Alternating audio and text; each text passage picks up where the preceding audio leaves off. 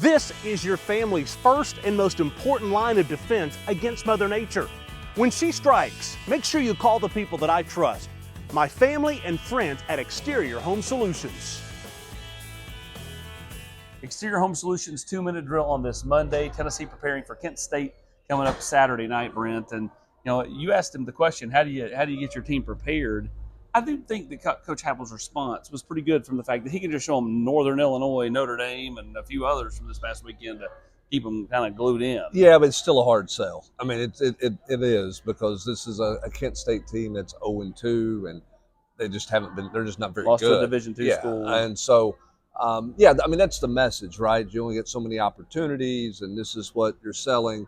At the same time, too, every player on this team is, people are asking them, how many plays you're going to play, and all those types of things. So I think the maturity has to show up here. And then I think as a coaching staff, you have to treat it very much like you did the opener, right? You get your work done, and you get into the young guys to continue to develop your football team, because after this one, you don't have another opportunity like this for some of your young guys. Yeah, Coach praised James Pierce, but I think clearly, like in a perfect world, they'd love to get him active enough to get a sack or so against Kent State, just because he's not gone 1 through 2 games.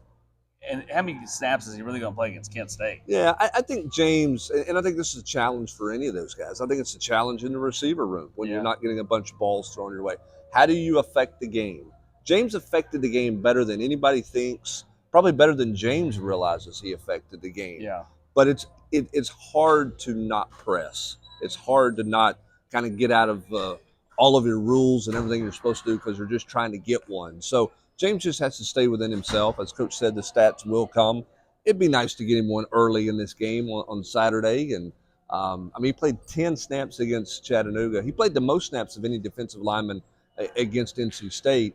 I think you're going to be back to a few snaps for James Pierce this weekend. Yeah, well, you talk about him impacting the game even when it doesn't necessarily show up. Yeah, it is showing up. It's showing up on the other side with number 19, who's been very disruptive through the first couple of weeks.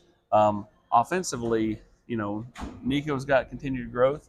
But Coach Happel says, hey, you got to keep the pedal down. We can't play conservative even if he makes a mistake. No, I mean, and again, you've got to let him play through all of those things. And listen, they were not going to go in a shell after he threw the first interception.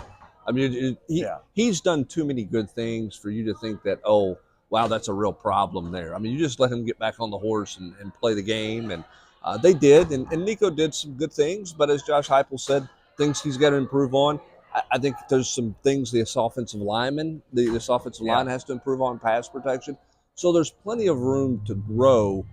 It's just you got to remember they're 18-22, and getting them dialed in to understand, hey, this is one of the opportunities you got to be at your best this weekend is a challenge. And that's where the leadership of this team has to come to the forefront.